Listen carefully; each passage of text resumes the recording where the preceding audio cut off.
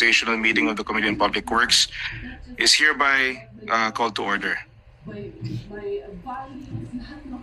Rules 10, Section 13, Paragraph 31 of the Rules of the Senate provided this committee has jurisdiction over all matters relating to planning, construction, maintenance, improvement and repair of buildings, highways, bridges, roads, ports, airports, harbors, and parks, drainage, flood control and protection, and irrigation and water utilities.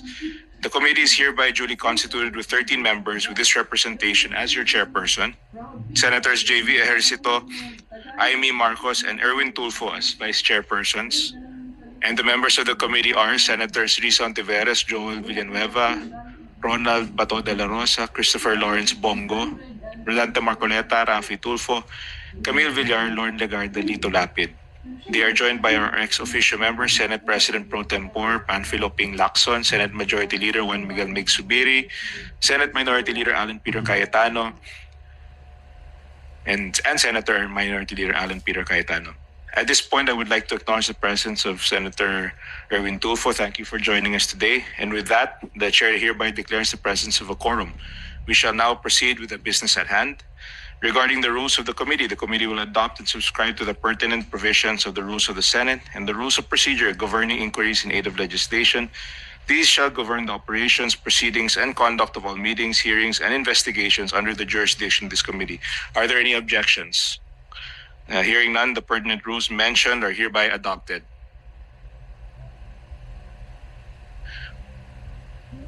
The briefing of the DPWH and other agencies in the priority legislative agenda and the implementation status of recently completed infrastructure programs and other relevant matters related to high impact infrastructure projects. So, good morning, everyone. This public hearing of the Committee on Public Works is hereby called to order. May I ask the committee secretary to acknowledge our guests and resource persons attending today. Thank you, Mr. Chair. May I acknowledge the presence of the following resource persons. From the Department of Public Works and Highways, Undersecretary Ador Canlas, Assistant Secretary Constante Llanes Jr., Engineer Allen Penaojas, Engineer J. Atento, and Engineer Amabelia Cortez. From the Metropolitan Manila Development Authority, we have Engineer Francisco Pesino Jr., Traffic Engineering Center.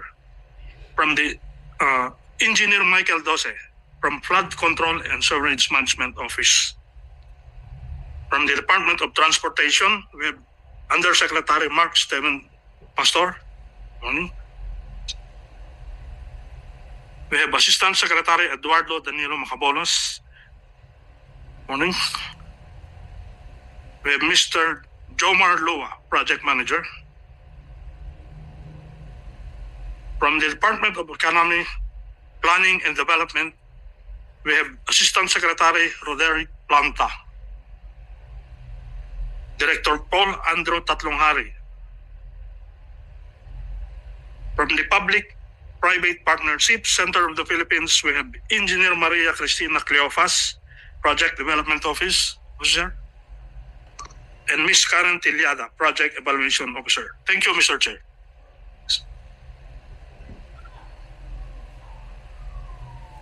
Please allow me to make specific rules to ensure the orderly and efficient conduct of the hearing. Can the committee secretary inform today's attendees of our House rules? Thank you, Mr. Chair. Kindly mute your microphone if you are not recognized. Since the chair cannot see everyone at once, feel free to get his attention by raising your hand. And please identify the organization, agency, office you belong to, and your position. Thank you, sir. Good morning. Thank you. Let us now proceed with the public hearing of the organizational meeting and briefing of the Committee on Public Works. Good morning to all of you. Before we formally start, I would like to take this opportunity to express my gratitude for everyone taking the time to attend the Committee on Public Works' first hearing and organizational meeting today. I would like to stress my commitment that during this humble representation's chairmanship of this committee, we will practice utmost diligence in delivering public service. The Senate Committee on Public Rules, per the rules of the Senate, has jurisdiction over all matters of public infrastructure like the roads, bridges, ports, and others. Gusto po nating klaruhin at bigyan diin na hindi sakop ng ating komite ang pag-aaproba ng mga proposed infrastructure projects. Kung hindi, tayo po ay nakafocus sa ating mandato na gumawa ng polisiya at batas ukol sa infrastruktura na mas magpapaginhawa at makakatulong sa ating mga kababayan. According to the Institute for Management and Development's 2025 World Competitive Ranking, the Philippines' infrastructure competitiveness is ranked 60 among 69 surveyed countries. Similarly, the Philippine Institute of Development Studies highlighted the country is also lagging in terms of tourism infrastructure compared to its Southeast Asian counterparts. Malinaw po sa mga datos na itong nahuhulin na ang ating bansa pagdating sa infrastruktura. Bilang isang developing country, lubang napakahalaga ng infrastruktura para sa pagunlad at paglago ng ating bansa at ekonomiya. We just do not need simple infrastructure projects. We need well thought out, coordinated, and contextualized infrastructure projects that specifically respond to the needs of our people and our country as an archipelago. We want to see projects that promote connectivity, are people-centered, and sustainable. Ilan sa mga nais natin marinig mula sa ating mga ahensya ay ang kanilang mga plano at policy directions para tayo po dito sa Senado ay makatulong, matutukan at makomplement ang mga infrastructure projects para sa multi-sectoral economic development agenda. Mula sa agriculture, transportation, tourism, logistics, pati na rin sa education sector. Nais din natin marinig kung ano-ano ang mga batas na kailangan maipasa ng 20th Congress para makatulong sa agenda ng gobyerno. Ultimately, the Senate Committee seeks to collaborate, complement, and cooperate with the national government agencies' priority public works and legislative agenda. Alam po natin vulnerable ang ating bansa sa natural calamities tulad ng lindol, bagyo, volcanic interruptions, at marami pang iba. Dahil dito, gusto po natin mapag-usapan ang mga plano ng ahensya patungkol sa people-centric, sustainable, at disaster-resilient infrastructures. We sincerely want to have quality infrastructure that will last long and withstand natural disasters. With these concerns alongside the current issues plaguing the department, I request that the DPWH give us a concise but comprehensive and transparent briefing of the current situation in the department and your plans to answer the demands of our people. Not just the basic infrastructure, but the holistic infrastructure and public works agenda. Thank you very much. And before we proceed, may I ask the other senators if they have any opening statements? Thank you, Mr. Chair. Good morning, Mr. Chair, Senator Mark Villar. Our resource persons, our guests, and fellow Filipinos. As Vice Chairperson of the Senate Committee on Public Works, this representation believes that this briefing is timely and significant, so I thank everyone for your presence and participation. We opened this committee not just to talk about roads, bridges, and highways, but also to confront a painful truth that our public works sector, which should be the backbone of our progress, has long been tainted by corruption and inefficiency. Take, for example, the so-called flood control projects. Billions upon billions of pesos have been poured into them year after year. Yet every rainy season, our people still wade through waist-deep waters. Homes are destroyed and lives are lost. Ang dahilan, binubulsa lang po ng ilan ang bilyon-bilyon para sa flood control. Let us be honest. Flood control has become one of the biggest milking cows in the national budget. Same project names, same amounts, repeated year after year in different provinces, yet the floodwater remains. This is not just an anomaly, it is robbery in broad daylight, and worse, it is treated as if it were normal. Today marks the dawning of a new era in DPWH with a leader that is performer and without any issue of corruption. I believe this agency will be in good hands. This committee will not close its eyes to anomalies. Instead, we will open every page of the budget, question every irregularity, and expose every syndicate hiding in public works. It is also worth mentioning, Mr. Chair, that I filed Senate Bill number 251, or the Accelerated Infrastructure Development Act, which seeks to expedite the completion of government infrastructure projects by mandating round-the-clock operations, and Senate Bill number 769, which seeks to institutionalize Metro Manila Drainage Master Plan as a long-term strategy for drainage infrastructure development. Hindi lang ito tungkol sa konkreto at aspalto, ito ay tungkol sa integridad ng pamahalaan at sa karapatan ng bawat Pilipino na hindi malunod, di lang po sa baha, kundi sa korupsyon din. Maraming salamat po, Mr. Chair, at magandang umaga sa ating lahat. Umaasa ako sa isang makabuluhan at produktibong talakayan ngayong umaga. Salamat po, Mr. Chair. Salamat po. At this point, we can hear the presentation of the Department of Public Works and Highways. Thank you.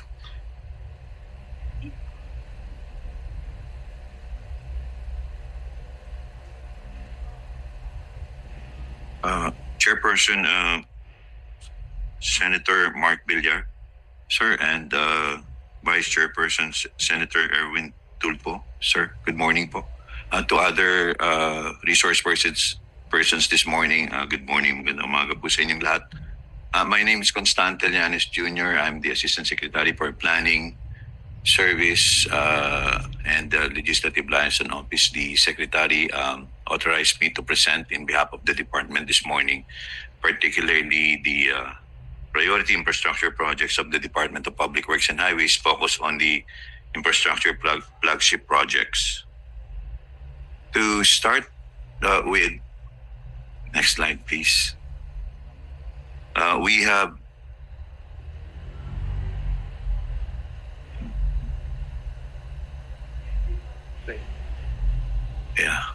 next slide, please.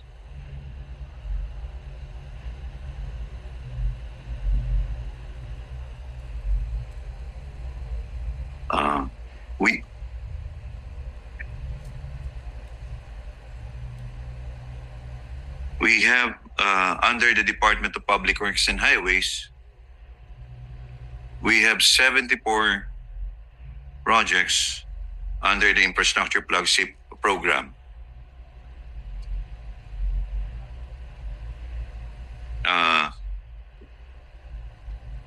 Broken down into 6 completed projects, 43 ongoing projects, and 25 not yet started projects, at a total of 2.7 trillion worth of projects under this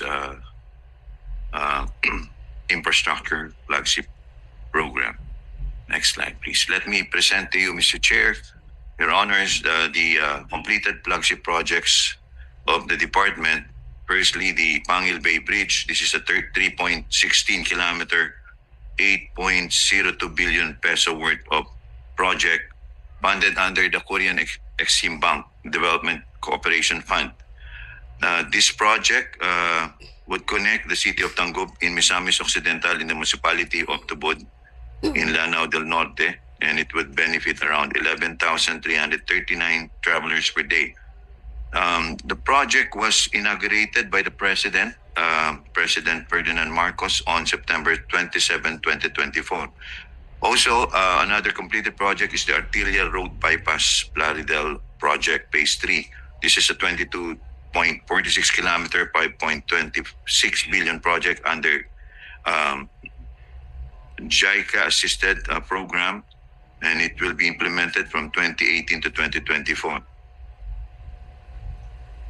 And it has already been completed. The next project is the Samar Pacific Coastal Road. This is an 18.64 kilometer, 1.24 billion peso project funded under the KADCF also. And it was inaugurated by the President last July 14, 2023. We have, next slide, please. We have also under our program, Mr. Chair, Your Honors, the Inter-Island Linkage Bridge Program. Here, this will connect various islands of the province or of the country, through the construction of short and long span bridges with a total length of about 90 kilometers. Those that are in blue color number, those are already completed, and those that are ongoing are in green color, and those that are red are still under pre-construction. We also have the Metro Manila Logistics Improvement Program. Under this, we have the sub-program Metro Manila Priority Bridge Seismic Improvement Project. This will ensure the safety of motorists that will use the Guadalupe Bridge and Lambingan Bridge. We also have the Priority Bridge Crossing Pasig Marikina River, Mangahan Floodway Bridges, and the Metro Manila Bridges Project. The next slide shows you the Inter-Island Linkage Bridge Program, particularly the following projects: the Bataan-Cavite Interlink Bridge, which is a 32.15-kilometer bridge, 219 billion peso ADB and AIIB-assisted program. This would open Bataan Technopark and Cavite Gateway to direct trade movement. And it is projected to be completed, to start on 2025 and to be completed in 2030. The Panay-Guimaras Negros Bridge, Mr. Chair, is a 33.09 kilometer, 321.29 billion peso project. It's an economic development cooperation fund funded and targeted to start on 2026 and completed in 2032. This would boost tourism, agriculture, and labor movement in Western Visayas. We also have in the next slide the Cebu-Mactan Port Bridge with a component of coastal road. This is an 8.68 kilometers, provides decongestion relief for Cebu's main corridor. And the San Juanico Bridge.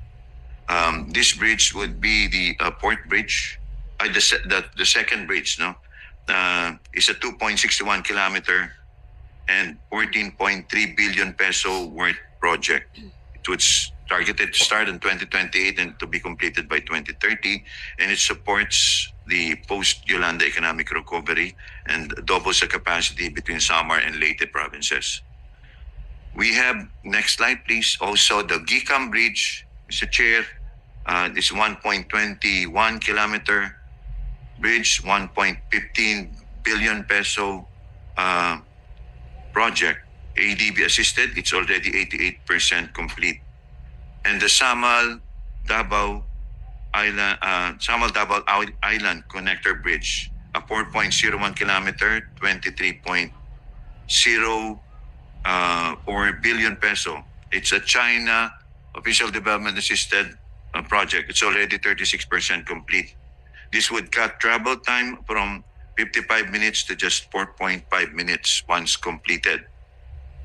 Under our Metro Manila Bridge Seismic Improvement Project, we have the Guadalupe Bridge. This is a 114 meter, a 5.7 billion peso JICA assisted project that will, when built, this is built to withstand an intensity, when constructed or improved, an 8 to 9 intensity earthquake.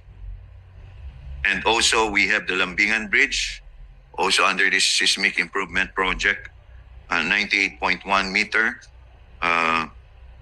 This would ensure bridge continuity in seismic response routes. These bridges are for improvement to be resilient backbone for EDSA and Southern National Capital Region under high magnitude scenarios. Also, another program that we're pursuing, Mr. Chairman, is the Philippine, next slide, please, is the Philippine High Standard Highway Network Program. Actually, this was prepared during your time, Mr. Chairman, during the pandemic. The JICA prepared this plan. This is another program of DPWH in the Philippine High Standard Highway Network.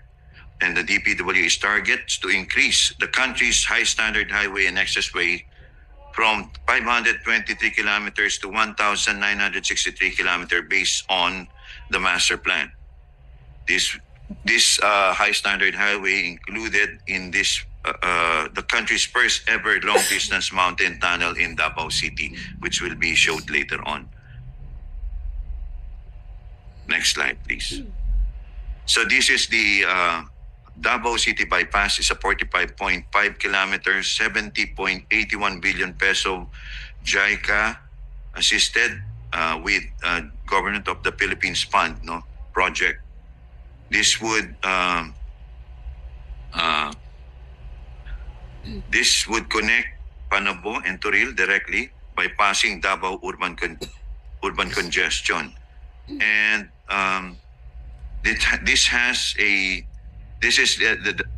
there will be a twin tunnel, and this will be the longest mountain road tunnels constructed in the country, as far as the department is concerned. So we also have the Davao City Coastal Road, including Bukana Bridge project. It's a 16.9 kilometer and a 30.08 billion peso budget, funded under China Aid, and for Bukana Bridge. And the Bukana Bridge is already 89.43% complete. The next slide shows, Mr. Chairman, the Luzon Spine Expressway Network Program, which involves the construction of 1,073 kilometers of expressways, high standard highways in Luzon. So if this would be completed, the travel time as projected in the study from Ilocos to Bicol will be reduced from 20 hours to 9 hours. Next slide, please. Under this, we have the Central Luzon Link Expressway Project, Phase 1, a 30-kilometer, 14.94 billion peso project, following the PPP scheme in its implementation. This would shorten Tarlac City, Cabanatuan City travel time from 70 minutes to just 20 minutes. And also we have the NLEX-SLEX connector. It's a 7.7 kilometer, 23.2 billion peso project, also following the PPP scheme of implementation. This would provide better access to Manila ports like North Harbor and airports Naiya and Clark. The next slide is the TPLEX extension, a 59.4 kilometer project. This anchors future corridors to Ilocos tourism and agribusiness zones, and the Cavite-Laguna Expressway. This would shorten Kawit-Binyan travel time from 2 hours to 45 minutes. We also have, next slide please, Mr. Chair, the Camarines Sur Expressway, a 15.21 kilometer, 9.24 billion peso locally funded. It's already locally funded project. It's already 49.34% complete. And the Dalton Pass East alignment is a 23 kilometer, 67.4 billion peso JICA assisted project. This would provide an all-weather alternative to landslide-prone Dalton Pass. The Department of Public Works is also focusing on the improvement of the Daang Maharlika. Next slide, please.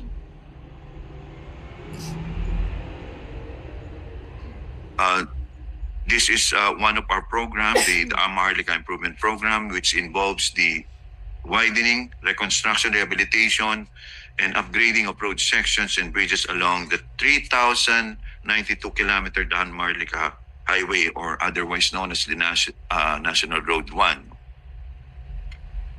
So we also focus our attention in improving the nautical highway network. This would involve widening, reconstruction, rehabilitation, and upgrading of road sections and bridges along the 2,812 kilometers and nautical highway. Mr. Chair, allow me to present also the flood management program of the department. Next slide, please. This is the flood management across 18 major river basins. As you can see in the slide, those that are in blue picture are already completed, and those in green are ongoing. So the coverage would be in Luzon, Cagayan, Abra, Agno, Pampanga, Pasig, Marikina. Visayas covers Panay, Halaur, Ilog, Ilabangan, and Mindanao would cover Agusan, Tagoloan, CDO, Cagayan de Oro, Davao, and Mindanao river basins.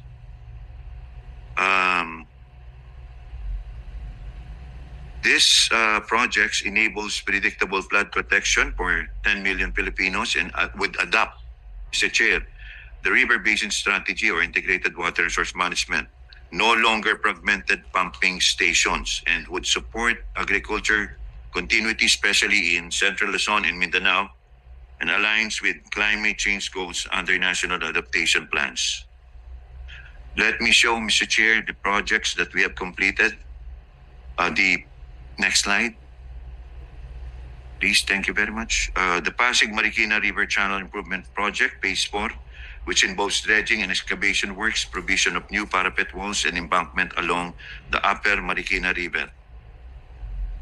And we also have the integrated disaster risk reduction and climate change adaptation measures in the low-lying areas of Pampanga Bay, Stage 1. This would involve dredging of 38.5 kilometers, river widening of 14.9 kilometers, and slope protection.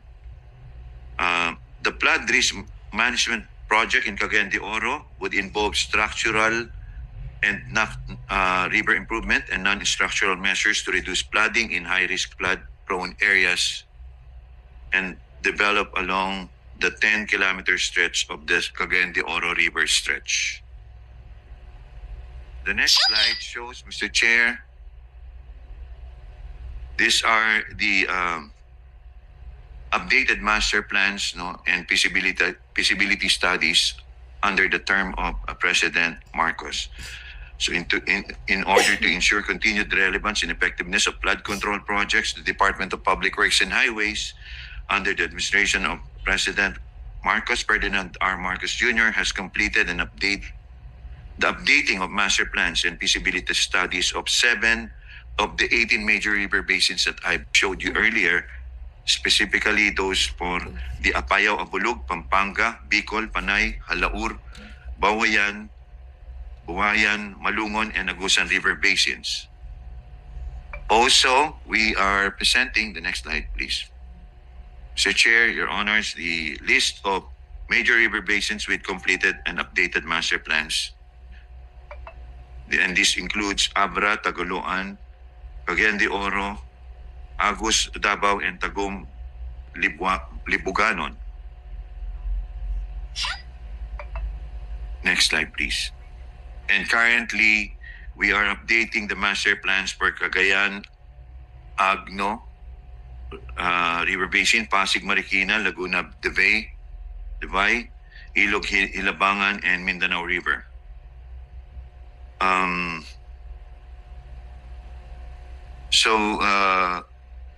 The next and last slide, Mr. Chairman, Your Honors, presents the implementation challenges of the Department of Public Works and Highways. We have the following: the right-of-way issues, that delays arising from limited right-of-way budget allocation, site accessibility, the accessibility issues due to remote and or difficult to reach areas, funding constraints, insufficient fund releases, which result to project cost escalation due to extended timelines, inflation, and environmental liabilities and unforeseen environmental constraints, and force majeure delays caused by unworkable conditions during natural disasters, and including adverse weathers, earthquakes, and floods. We also have, in addition to that, procurement issues. We have the lengthy bidding and negotiation processes and delays in mobilizing key consultants for feasibilities, for the conduct of feasibility study, detailed engineering design, construction supervision, or contractors which collectively push back project implementation timelines. And last is the sustainability. Rising traffic volumes and vehicle overloading, leading to faster road deterioration and the need for more frequent rehabilitation and repairs. To the right side of the slide, Mr. Chairman, that presents to you the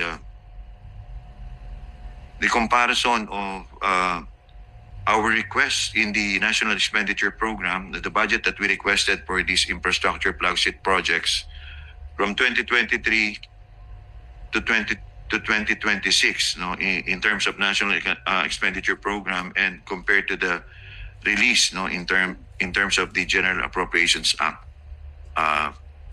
approval. So as shown, no, for 2023, we have the 99.45 proposed in the NEP, the fund for IFPs, compared to the GAA's just 56.95% at 95 billion, and that is 48% decrease. For 2024, we experienced a 45% decrease from 139.11 billion to 75.92 billion. And for 2025, we have a 42% decrease in following our proposed 166.55 billion worth of fund for IFPs, and we were only given 96.64. And for 2026, we proposed 152.87 billion. Mr. Chair, thank you very much for giving us the opportunity to present our program. That's all. Salamat po. Thank you. We also have a presentation from DOTR, which we will proceed with, but just a few questions. I saw the flood management program for the 18 River Basin, so it's ongoing. I remember the Pasig Marikina project. Is that tapos na ba yung Pasig Marikina, or meron pa rin mga phases that are ongoing? Yes, go, please. Mr. Chair, there is still ongoing construction of Pasig Marikina Phase 5, and also the upstream. There will be a proposal to construct 3 dams there upstream. So yun in Sierra Madre. In Sierra Madre. Pero hindi yun ang next phase na sisimulan. Mr. Chair. And kailan ba yan magsisimula? It is now being included in the feasibility study, and it will be funded by JICA and World Bank. So all these are lodged, naka-lodge naman to sa Unified Project Management Office? Yes, Mr. Chair. Until now, they're all Yes. lodged. So tuloy-tuloy naman yung master plan projects. Yes, Mr. Chair. Walang tigil naman yan. Okay. So, because I remember that between different administrations, so that has been continuous. The master plan just to clarify, the master plan for flood control has been continuing and continues till today. Yes, Mr. Chair. Yes. And when is the most recent inauguration phase? The most recent inauguration will be by next year. Next year. There was one recently also, di ba? Yes, Yeah. I cannot. Last year. Last year, so there's also inauguration, and I understand meron kalsada rin sa di ba, sa On the back. revetment structure. Ito para sa mga vehicles na so pwedeng duman yung mga vehicles, traffic vehicles, and also yung mga I guess for the maintenance of the river, yun ang access point. So importante din yan. Yes, Mr. Chair. That is to be utilized by the vehicles and also for the maintenance. Yes. Okay. I think also Senator Erwin, may mga questions ka rin. Thank you, Mr. Chair. 2 quick question lang po. Dun sa binigay niyo po sa amin na briefing, ASEC Llanes. Doon po sa right-of-way, mga issues. Tanong po ng mga kababayan kasi po natin, sir, bakit gagawa tayo ng proyekto kung hindi pa natin sure at may haharang sa atin doon sa, for example, highway, di po ba? May masasagasaan tayo ng mga ari-arian, yung right-of-way issue. Di po ba dapat bago gawin yung proyekto, siguraduhin na okay na, wala na tayong issue sa right-of-way dahil may pambayad naman tayo. But how come nagiging issue ito at tumitigil ang proyekto because of the fact na sasabihin natin na may nagrereklamo? Di po ba dapat kausapin na o bayaran na yan kung sino may-ari, despite the fact this is a government project? How do we consolidate this?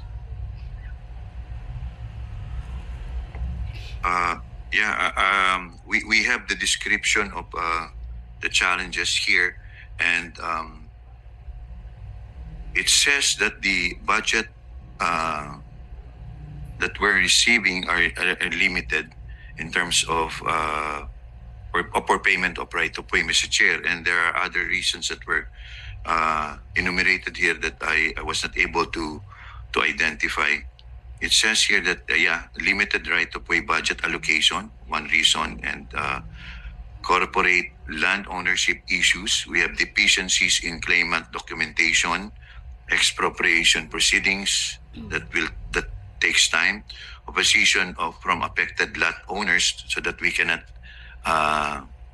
come in to the area of the project, Mr. Chair, and pending permits, utility line obstructions, and resettlement of informal settlers. Those are the issues, Mr. Chair, that we encounter in. Kaya nga, Mr. Chair, Assistant Secretary Llanes, my question is, bago po natin gawin yung proyekto, di po ba gawin yung kalsada, what have you, bridge, di po ba? Hindi po ba pwedeng siguraduhin natin na wala ng problema para tuloy-tuloy yung trabaho natin? Kasi mamaya baka daanan natin lupa na ito, magrereklamo yung may-ari. Pagdating doon sa dulo, may problema na naman. Hindi mo ba po pwede para dire-diretso yung, ito po nakikita ng problema ng mga kababayan ho natin na naantala yung project because of this right-of-way. Kasi nasabi ho ninyo kulang ang budget. Ang punto naman ho ng mga kababayan natin, dapat kinausap na muna natin, magkano bang gusto mo dyan? Ito lang pambayad namin. Hoy, ikaw, susunod na may-ari, dadaan kami dyan. Kailangan government project, ito priority project. Di po ba dapat kinakausap na po muna lahat yan para dire-diretso po? Kasi naantala po Mr. Chair, Assistant Secretary Llanes. Yes, sir. We strongly agree with what you mentioned, Mr. Chair. Particularly for foreign assisted projects, that is actually the principle. In fact, these are the requirements of the foreign funding institutions, Mr. Chair, that you have to come up with a resettlement action plan, for example, and you have to compute everything and identify the payables before you proceed with the project, and that's a requirement, a matter of requirement. So all of this has to be taken care of and cleared first. But if we lack enough funds to pay these affected people, affected persons, the properties, even yung mga structures po, that we value all of this, and then we have all of these items computed in the resettlement action plan and supposed to be paid. But if we lack the fund to pay them, then that could be a reason for delay, Mr. Chair. Mr. Chair, I have, I'm sorry, this will just be quick. Mamaya na lang po siguro, Mr. Chair, siguro sa second round of questioning, I have to further discuss regarding this right-of-way issue. Pero mapunta lang po tayo, meron po kaming natalisod na tulay dito po sa may Quinta, sa may Quiapo. It's called the Pasig Esplanade Bridge, footbridge. Ako po lagi nagsisimba sa Quiapo. Ito po laging binubulong sa akin, nirereklamo ng mga nagsisimba sa Quiapo. Hindi humatapos-tapos. 2019 pa raw ho ito ginawa. Hanggang ngayon, halos nangangalahati pa lang. It's called the Pasig Esplanade Footbridge. Ano ho ba ang problema rito? Is it kulang po ang pondo? Sinasabi naman, overpriced na nga daw po . Mas mahal pa ito dun sa in-inaugurate ng dating Pangulo na Binondo Intramuros Bridge. Ito, walkway lang po ito para sa mga tao na parang 2 lanes lang na kalsada papunta doon sa kabila from Quinta Market going po doon sa may LRT, sa may ferry station sa kabila sa Loton, pero hindi na po matapos-tapos. Ano raw po ba ang dahilan bakit hindi po matapos-tapos itong tulay na ito hanggang ngayon? Kalahati pa lang, 6 years na, 2019, 2021, 6 years na po hindi pa rin matapos-tapos. Ano pong explanation dito, sir? Mr. Chair, if I may be allowed, from what I remember. Yeah, Yeah. tama. Kayo po yung RD po ng STR dati, no? Director Yes. ka Ayusi Canlas. Go ahead. Yes, sir. Sir, this project was actually started sometime in 2017. Ano po yan It's a interagency project. DBM being the lead agency. And the agencies concerned are DBM, DNR, Pasig Rehab, DPWH, MMDA, and LGUs. The project was actually conceptualized in 2017, it was bid out and started in 2018. And one of the components of that project is the bridge that you were referring to, Mr. Chair. And it was supposed to be a composition of several components. But the bridge component was started in 2018, but because of some issues then, where there is a geotechnical study made, which showed failure in the original alignment. So when that was addressed and a different alignment was followed, the phase 1 of the project started. And the phase 1 was actually completed. The components of the phase 1 are, if I remember correctly, are the construction of the piers, no? And that is the phase 1 which I continued during that time. But phase 2 and phase 3, there was a challenge regarding the alignment, where we were given an authority to enter the LRTA compound through then the late General Beroya. But I believe LRTA has a contract with the park. I just forgot the name of the establishment, and this was suspended because they had that case filed by that establishment against the DPWH. So again, the phases 2 and 3 were suspended until now. That's why I believe the NCR, which is now implementing this project, has terminated the project implementation, Mr. Chair. Mr. Chair, mamaya na lang po siguro dahil magpe-present pa yung dalawang agencies pa, pero I'm not satisfied with that answer po. You guys, gagawa po kayo ng tulay, tapos sinasabi nyo may problema sa planning. Di po ba dapat pag gumawa po ng isang tulay, ang DPWH sigurado, di po ba? I mean, tapos sasabihin mo, may adjustment.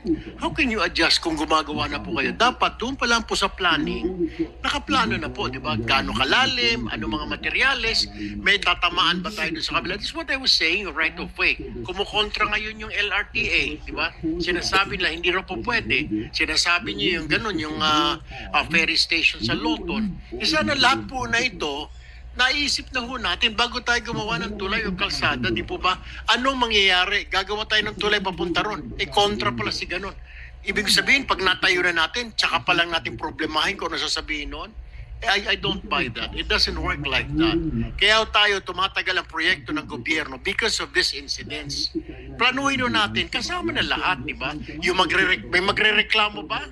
May maniningil ba sa atin doon yung right of way? Baka masyadong mahal. Dapat kinocompute na rin po natin yung cost ng project. Oy, si Mr. X na may-ari ng lupa doon, gusto niya ganito kamahal po, pwede ba ito? So we have to do all this, di po ba? Kasi ngayon, naantala, kagaya niyan, naantala. Yung sinasabi mong LRTA, kung sino man yung patay na, kasama na si Jose Cristo ngayon, paano pa natin makakausap yun? All these things po it's problema. Kaya yung mga kababayan po natin, malungkot po sila, hindi sila natutuwa sa trabaho natin sa gobyerno because of all this, di ba? But anyway, Mr. Chair, I'm sorry. Let's proceed with the DOTR presentation po. I'll just ask this question later. Yes, thank you very much. Maybe you can revisit this. So maybe you can revisit this with the LRTA, so we can come up with a solution para maximize para matapos din. Sayang din naman yung project. Baka we can come up with a compromise with the LRTA. Maybe you can revisit that. So at this point, can we recognize the DOTR for their presentation? Salamat. Mr. Chairman, Senator Mark Villar, Mr. Vice Chairman, Senator Erwin Tulfo, magandang umaga po. Mula po sa Kagawaran ng Transportasyon, under the leadership of Secretary Giovanni Banoy Lopez, we are here to present the accomplishments of the Department of Transportation under the Road Transport and Infrastructure. Next slide, please.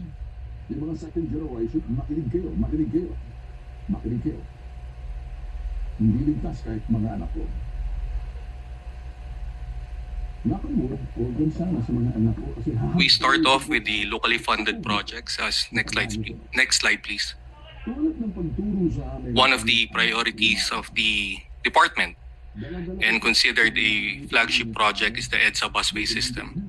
It aims to significantly improve the bus services along EDSA by cutting travel time between the Mall of Asia to Monumento from the 2 to 3 hours to 1.5 hours. It also aims to operate more efficiently by reducing the number of buses from 3,342 units prior to the pandemic to 500 units through the use of the dedicated median bus lane, which will minimize service interruptions compared to the former curbside setup.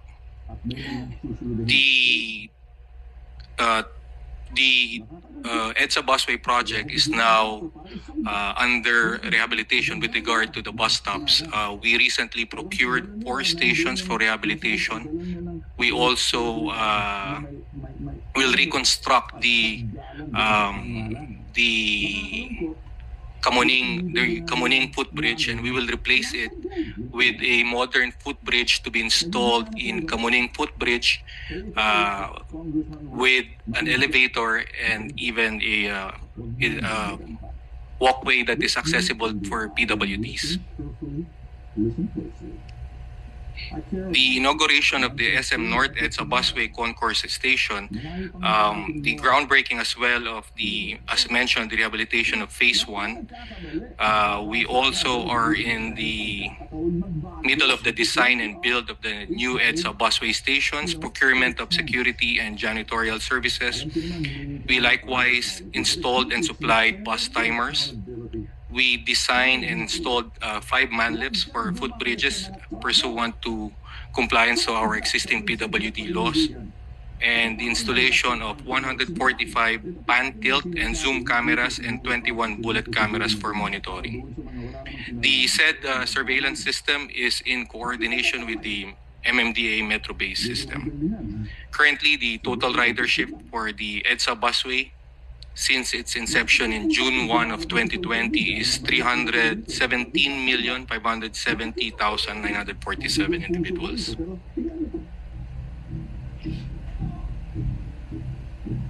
Here are the 2025 EDSA busway project key accomplishment as seen in pictures.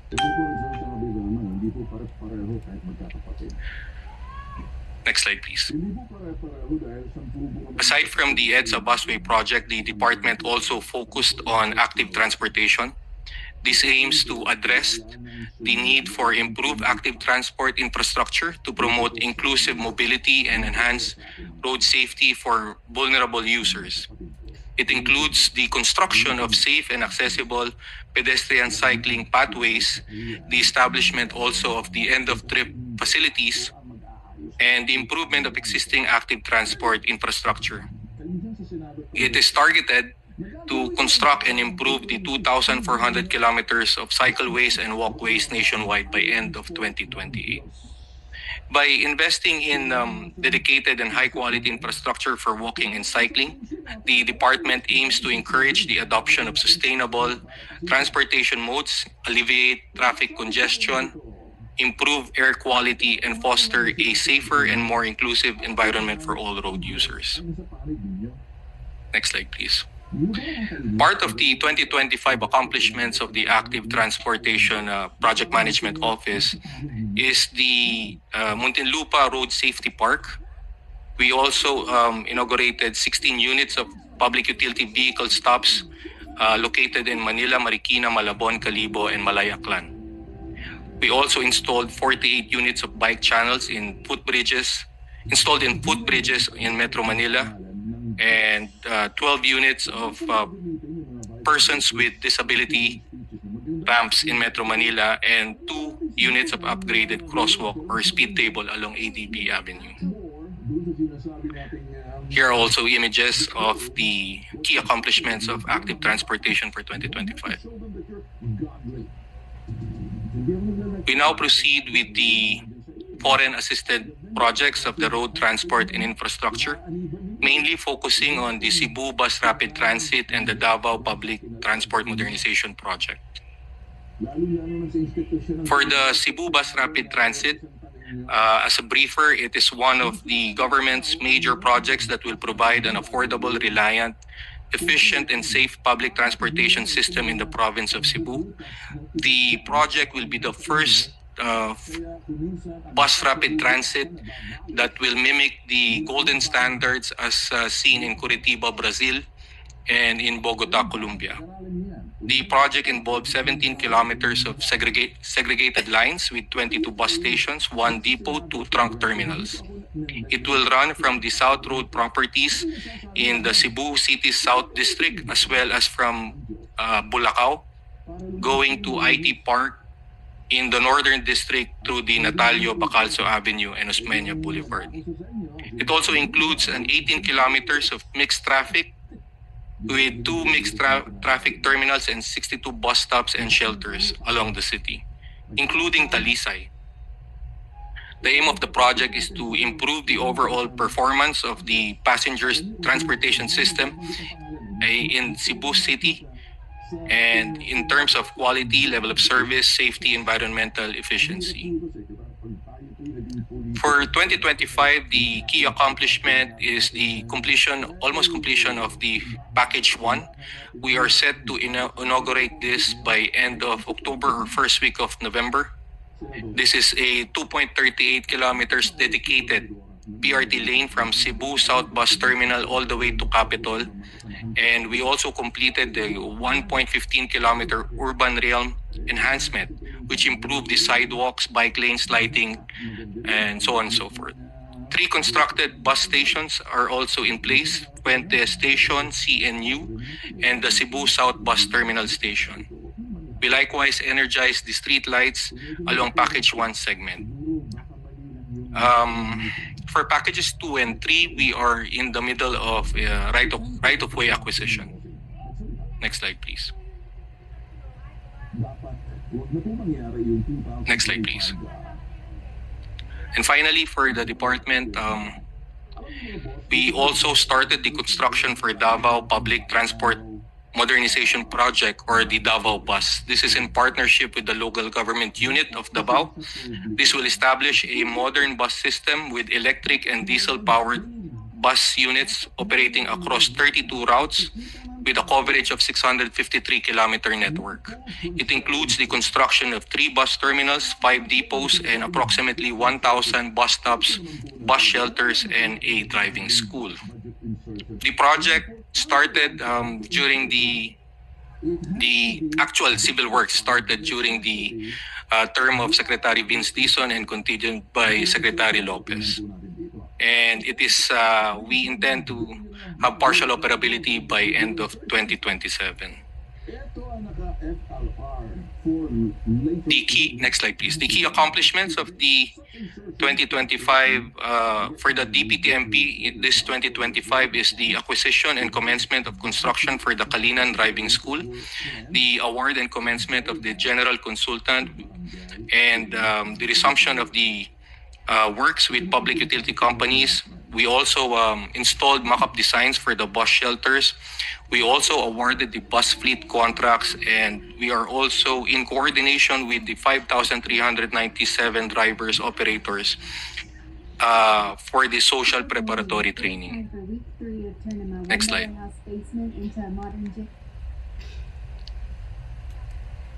Next slide, please. Very briefly, this is not actually a hard infrastructure, but it's considered a soft infra. We also launched this year the Love Bus program as mandated by the President during the State of the Nation address. There are 2 existing routes per the biggest islands in the country, Manila, Visayas, and Davao. And we intend to increase the routes for public consumption next year should we have funding for it. The concept is that it is free from 6 to 9 in the morning and 5 to 8 in the evening, and all day for PWDs. That will be all for the road transport and infrastructure, Mr. Chair. I'd like to turn it over to our rail sector, ASEC Macabolos. Mr. Chair, if you would please, I would like to ask the DOTR Yung hong busway natin, napapansin lang ho natin na parang wala pong time limit pag dumating po yung isang bus sa bus stop. Minsan 10 minutes siya doon.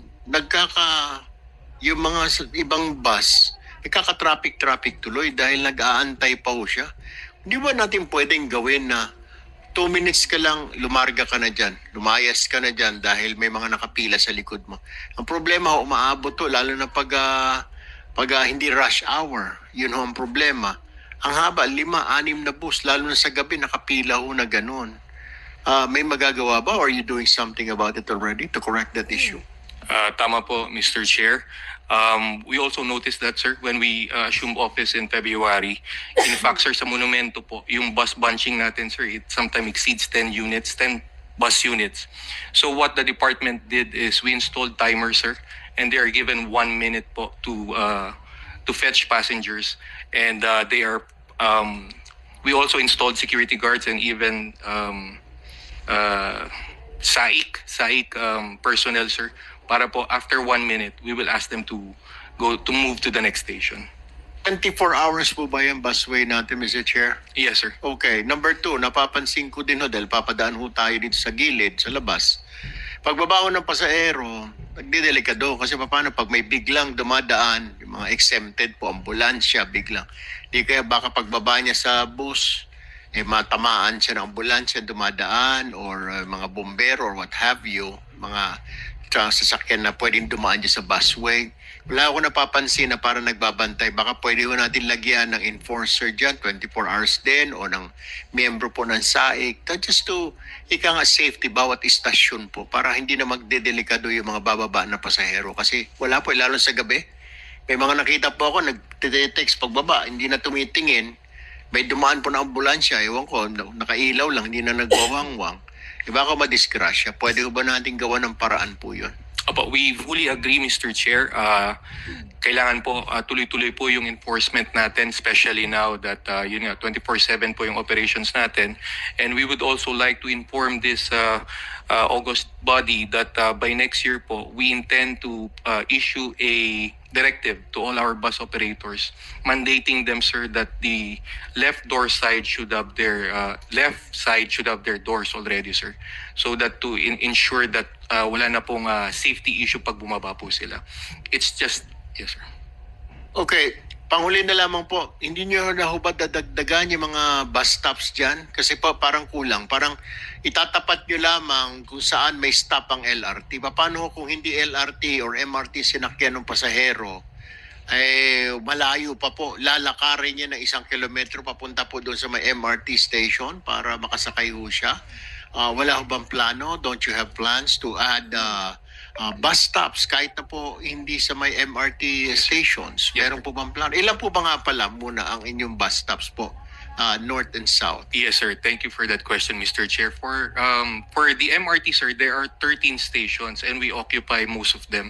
But for the busway, sir, in totality po, 23 stations po tayo, sir. The latest inauguration was the SM North EDSA station this March. And by end of the year, sir, we will open a new one sa may Ortigas Center po, sir, which will be the 24th, and we are undertaking procurement for this year for 3 more stations, sir. One in PITX, we want it to be independent from the terminal itself po para mas mabilis po yung time and motion ng ating mga pasahero. Pangalawa po sa Magallanes, sir, we want to also establish a station there. And pangatlo po, sir, sa Cubao.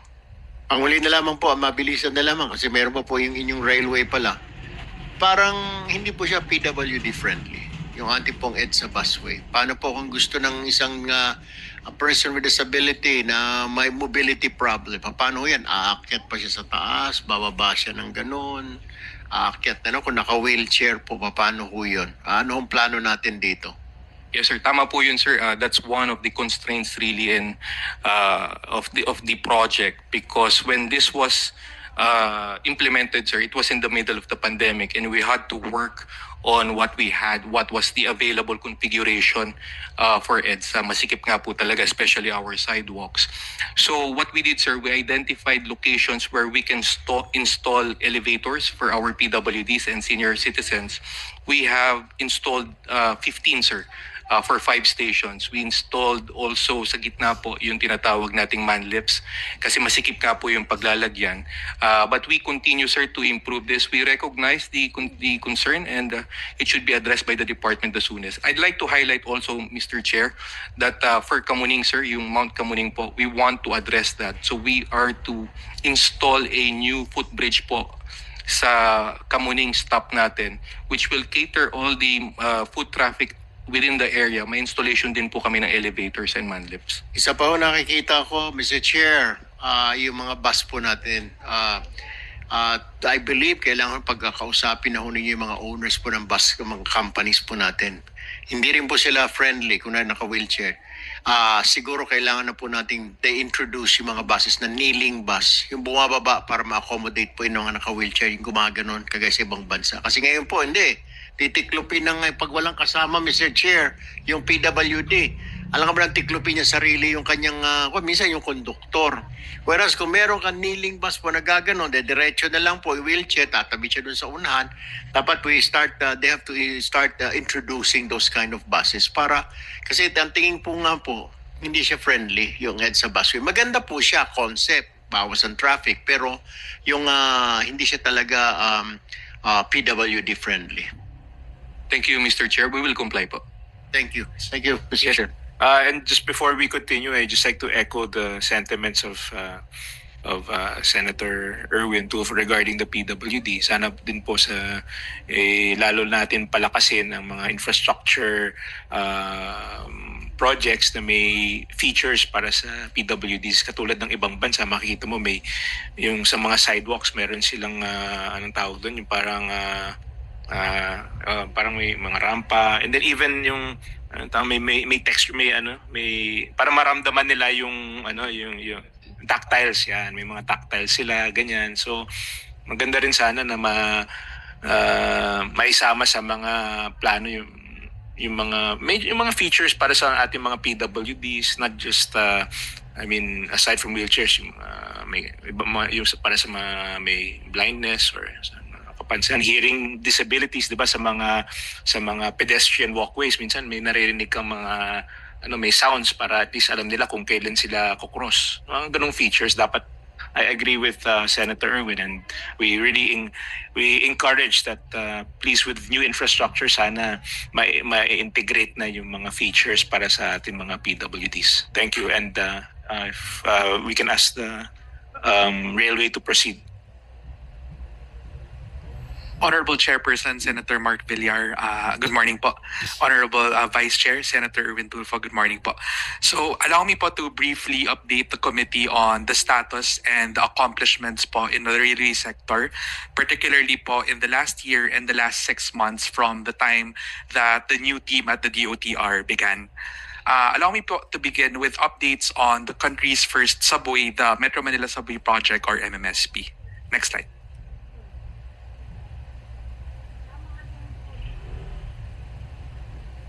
Okay. So the MMSP, a Japan International Cooperation Agency or JICA financed project, will build a 33-kilometer underground railway line from East Valenzuela to Bicutan with a spur to the Ninoy Aquino International Airport. Shown in the slide po is a photo of the tunneling activities for the project. At the time that the DOTR was in the Senate po last year for budget deliberations, the project had an overall progress rate of 44%. This year, as of last month, this has increased to over 51%. The increase in the progress rate of the project can be seen in physical accomplishments, both at the station construction and tunneling components of the project. Next slide.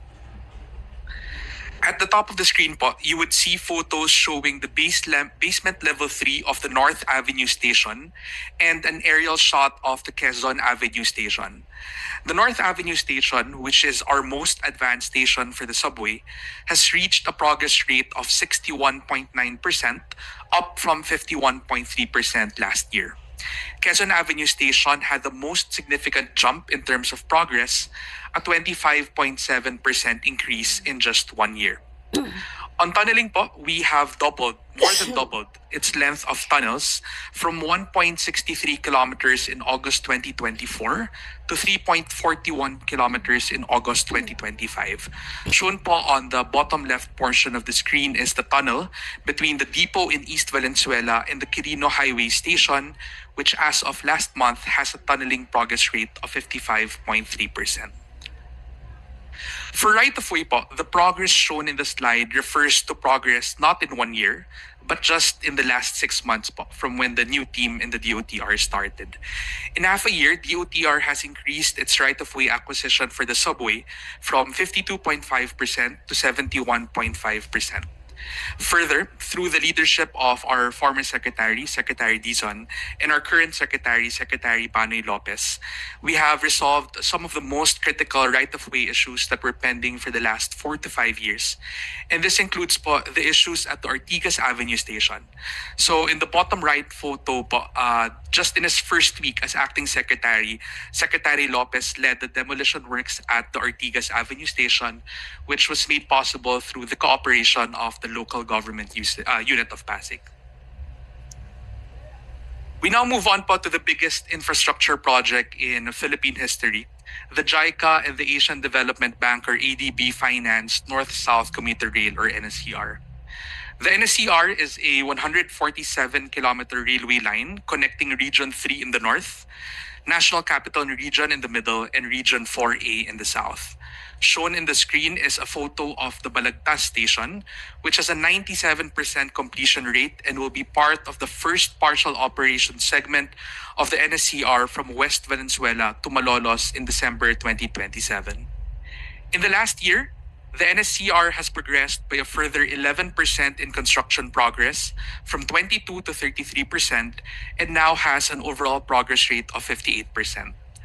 The increase in progress of the project can be seen in physical accomplishments in the construction of the stations, the viaduct, and depots for the project. Next slide. At the top of the screen, you will see photos po of the NSCR's Malolos and Giginto stations, including details on their progress just in the last year. Notably, Malolos station had a jump in progress from 54.5% in August of last year to 78% as of last month, while the progress at Giginto station is now close to 82%. Viaduct construction has also increased from 44 kilometers to close to 54 kilometers, leaving just less than 30 kilometers left to be constructed for our first 2 partial operation segments from West Valenzuela to Malolos and Malolos to Clark. On right-of-way po, the numbers on the bottom right portion of the screen reflects progress again just in the last 6 months, with significant increase in terms of acquisition, particularly at the Malolos to Clark segment, from 67% in February to 78% as of last month. Shown po further in the bottom right photos would be demolition activities just last September 18 from Bicutan to Muntinlupa until Laguna po, led by our secretary.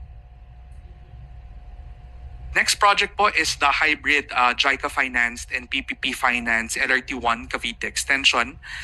This project, when completed, will add 11 kilometers and 8 stations to the existing LRT1 and will connect it from Baclaran all the way to Cavite. Shown on the screen po is a photo of the LRT1 PITX station, which is one of the 5 stations completed last year. Next slide. Package 1 of the project with 5 new stations, the Redemptorist Asiana Station, MIA Road Station, PITX Station, Ninoy Aquino Avenue Station, and Dr. Stanton Station was inaugurated by the President on November 15, 2024 and opened to the public for commercial operations in the following day. After the opening of Package 1, the average daily ridership increased from around 350,000 in October 2024 to around 430,000 as of June 2025, an increase of 80,000 passengers per day. Now, in order to properly serve the increased ridership, the deployment of the JICA-financed fourth-generation light rail vehicles, or LRVs, has also increased from 19 operational train sets in August 2024 to 28 in August 2025. Next is MRT-7 po, a 24-kilometer rail PPP project with 14 stations that will connect North Avenue in Quezon City to San Jose del Monte, Bulacan. Construction progress for the project has increased from 72% in August of 2024 to 81% as of last month. Shown in the screen po is Batasan Station with the highest progress rate, currently more than 99%. Partial operations for the first 12 stations from North Avenue to Quirino will commence in 2027, while full operations all the way to Bulacan is targeted in the following year. Station works for the partial operation segment is nearing full completion na po. So as of July 31, apart from the Batasan Station, the following are stations with the highest progress. Mindanao Avenue Station, which is more than 99% from last year's 71%.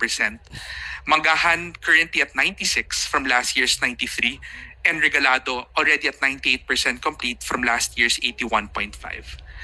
Rolling stock testing for MRT-7 has officially started in August, providing commuters with a glimpse of the upcoming partial operations of the railway line in 2027.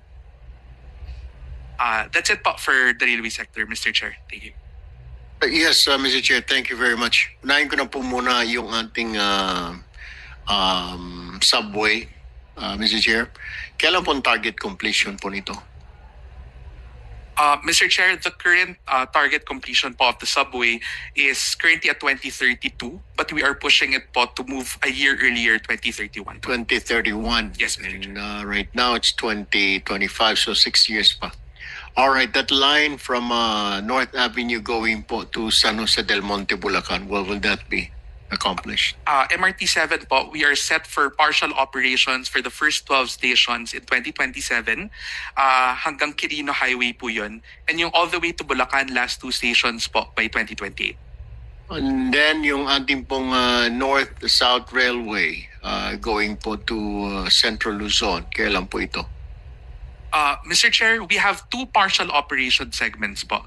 First is Valenzuela, West Valenzuela to Malolos, and we'll start operations by December 2027.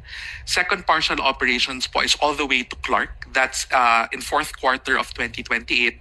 And then the full line na po from Clark in the north to Calamba in the south is targeted po in 2032. 2032. Regarding just recently, naipasa po namin yung Right-of-Way Act and binawasan yung depth para sa subway, yung para sa right-of-way. Anong maging effect ng batas sa pag-implement ng subway program? Mr. Chair, nagpapasalamat po kami to you specifically po, Mr. Chair, as the sponsor of that bill. And malaki po ang may tutulong ng new Right-of-Way Act sa right-of-way acquisition for the subway, particularly po yung subterranean acquisition natin for the tunnels and even the stations. Dati po, 50 kilometers pababa lang, 50 meters pababa po ang sa atin. Inakyat po natin yan sa 18 meters po for national government infrastructure projects, and one of them is the subway. Ano pong ibig sabihin nito? Yung 18 meters po pababa, hindi na po natin kailangan mag-acquire ng additional right-of-way. Pwede na po kagad magsimula ang mga contractors natin na on the ground. Yun naman po sa pagitan ng 18 to 50 meters, meron pong transitory clause yung Right-of-Way Act natin na kung nakapag-accept na po ang mga landowners ng offer to buy ng DOTR bago maging effective yung batas, babayaran po natin sila. Pero yung mga hindi pa po nag-accept, sa new Right-of-Way Act na po, ibig sabihin hindi na rin po kailangan ng additional right-of-way activities, Mr. Chair. Thank you. Just recently, it was signed by the President Marcos into law. So we'd also like to thank President Marcos for passing that law na makakatulong sa implementation ng subway at mapapabilis ang implementation. And just before, I just like to commend both the secretaries. I see that napaka-active nila sa field. And nakikita naman sa implementation puro 99, 97. So sa tingin ko mukhang sunod-sunod na yung inauguration ng ating mga projects. So I hope that they continue that trend of being very active in inspecting the projects. And I salute them both, Secretary Dizon and Secretary Lopez, for that. Mr. Chair, may lang po ako tatanong kay ASEC Macabulas. Sa inyo din po yung LRT and MRT, right? Operations. That's correct po, Mr. Chair. Pwede po ba na yung ating LRT, MRT, parang buwan-buwan ho laging sira, may diferensya, parang normal na ho yata yun. Can't we have this operation of the LRT and MRT na tuloy-tuloy lang po na hindi titigil, hindi masisira, hindi naglalakad yung mga tao sa gitna ng riles? Ano ba talagang problema? Well, what seems to be the problem? Na every month may issue po ang LRT natin. Not LRT, MRT po laging may issue. What's happening here? Nakakahiya naman po. Parang we haven't mastered that yet. Laging may diferensya. It's not an excuse na may na problema sa linya, communications, etc. Pinto, dati may mga pati pinto, hindi magsara, yung signaling system. Hindi pa po ba natin may memorize po yan? Pwede po ba na kung kaya nga po tinayo yan, dapat para maging convenient. Unfortunately, mga pasahero naglalakad dahil may diferensya. What are you guys doing about it? Mr. Chair, we share the concern po, particularly on service interruptions po in our current operating lines along LRT1 po, LRT2, and MRT3. And one of the reasons po for these service interruptions is nagkakaedad na po yung mga current operational lines natin na tinayo pa po from the 1980s, for example, yung LRT1, 1990s po yung MRT3, and 2000s po yung LRT2. Kung kaya't naman po ay pinaplano na po ang pagpa-privatize or PPP po ng LRT1, ng LRT2 po at ng MRT3 po, kagaya ng ginawa po sa LRT1 noong 2014 kasama po ang LRMC. Sa PPP po na pinaplano, kasama po ang rehabilitation ng existing line para po masaayos yung mga nagkakaedad na po ng mga linya at mga assets ng trains para po ma-address yung mga service interruptions natin. And aside from that, we intend to cover din po yung operations and maintenance to be covered po by the private sector instead of government, Mr. Chair. Mr. Chair, I believe you also have to take in consideration po na yung mga pasahero po natin, marami po mga senior citizens. Ay kita ho natin minsan yung escalator po hindi ho gumagana. Elevators minsan pagkahaba-haba po ng pila. We have to do something about it, Mr. Chair, with isabay na ho natin sa development natin ng mga Line 7, yung mga, pati ho yung mga accessibility po for senior citizens and PWs. Yun ang problema natin sa DOTR, yung mga PWDs. Dito naman ho sa MRT, LRT, yung senior citizens, di po ba? Kulang po yung elevator natin. Paki-check nga po everyday kung gumagana ho, lalo yung mga escalators natin. Kasi di naman po lahat na sasakay dyan, walang kapansanan. Mga senior citizens, di po ba? So, I would advise that you check that every day. I-report to sa inyo. If there's something wrong, hindi ho gumagana yung elevator, ayusin ho kaagad. Huwag na pagantayin hanggang bukas. Or mga escalator. How would you expect a pregnant woman go up there? I mean, napagkataas-taas. Or mga elevator, yung mga senior citizen na hindi kaya. Or mga physically handicapped individuals. Make sure that lagi pong maayos yung ating mga elevators, escalators for accessibility po ng ating seniors and PWDs. Ano po? We fully agree po, Mr. Chair. We will comply. And siguro po one note lang po is, as you may know po, our secretary has mandated officials of the department to commute po and to see the actual status on the ground. And talaga pong nakakatulong yung experience na yun para makita namin yung pinagdadaanan ng mga kababayan natin. At sisiguraduhin po natin na maayos po ang escalators and elevators on a daily basis po, Mr. Chair. Perfect. Thank you, Mr. Chair. Balikan po natin yung sa DPWH, ano po. Yung isa pa akong katanungan ko, I don't know kung sino po pwede sumagot. Ito po yung laging reklamo ng mga kababayan po natin. Bakit kagagawa lang ng kalsada na ito this year, ka-inaugurate lang, next year, bubungkalin at sisirain na? Well, what is the reason behind? I'll give you an example.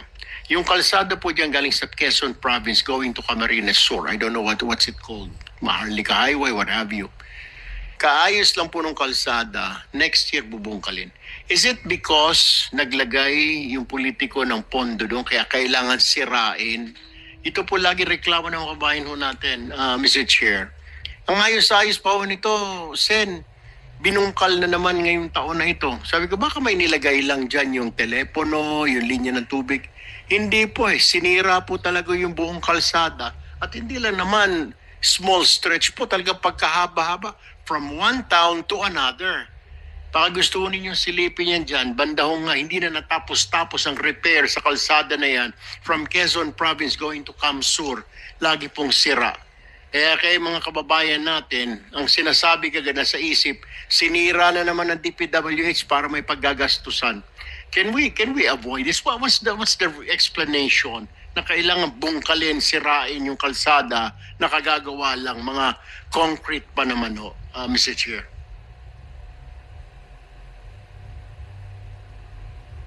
Mr. Chair, sir, good morning again, sir. Sir, in principle, kasi sir, if the project was completed, for example, it has a parang warranty period. Let me start with that. So that yung warranty period niya is about 5 years. 2 years asphalt and 5 years sa cement. So yung sinasabi yun yung nakikita ko ay substandard. Yun ang problema doon. Kaya sira na kagad pag dinaanan ng mga truck. Yun po ba ang isang dahilan doon? Kasi kung sinasabi mo ng warranty period po is 5 years, dapat 5 years po siya, di ba? At kaya yung mga trailer truck, 16-wheeler, duman, di po ba? Is this correct, Mr. Chair? Mr. Chairman. Go ahead, Asek. Go ahead. I'm addressing it to you. Yes, sir.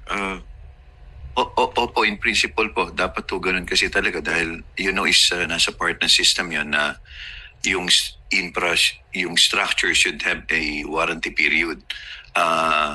Ngayon, kung Mr. Chair, if the observation is okay pa yung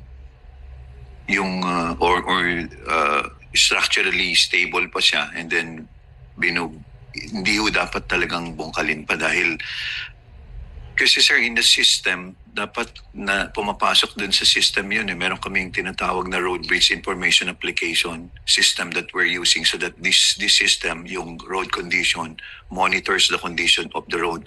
We are managing something like 35,525 kilometers of national road system. These are all supposed to be in the system so that you would know more or less the condition of each and every section. So the application or the program would identify what intervention should be done on a yearly basis. You could even program it as far as 5 years or even so that you would know the intervention. So yung observation in Mr. Chair should not be should not be happening. I mean, kung okay pa siya kasi hindi siya dapat mabigyan ng fund in the first place, Mr. Chair, Asek. Yes, sir. Hindi lang po ako nakakapag-observe dito kahit lahat ng tao na nanonood ho sa atin at na-experience po nila. Biglang maayos yung kalsada, kagagawa lang, bubungkalin na next year. Hindi pa naman crack, wala pa naman sira. Concrete po siya.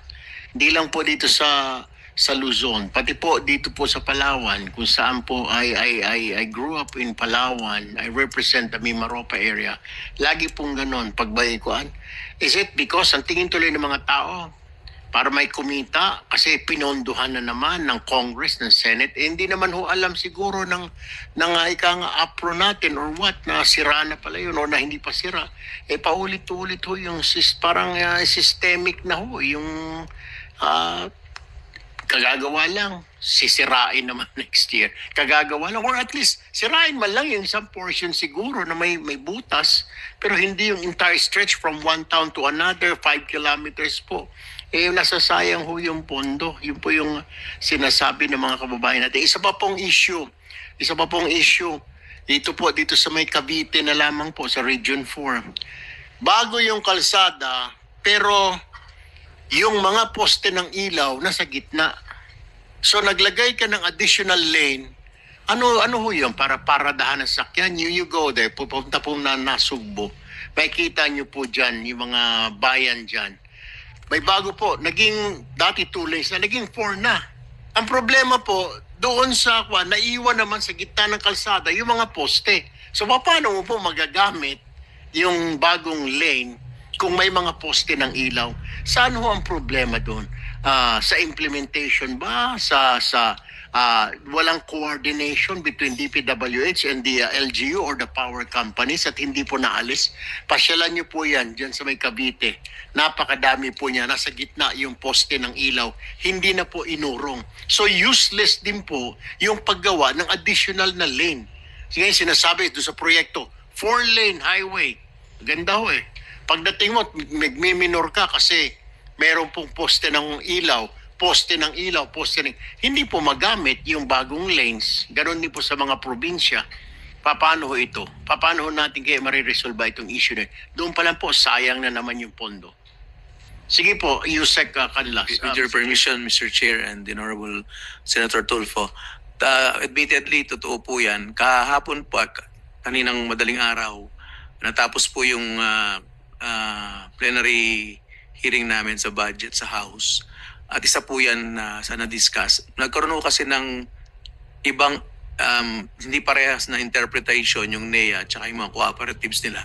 Sila po kasi ang may capacity or expertise ng paglilipat.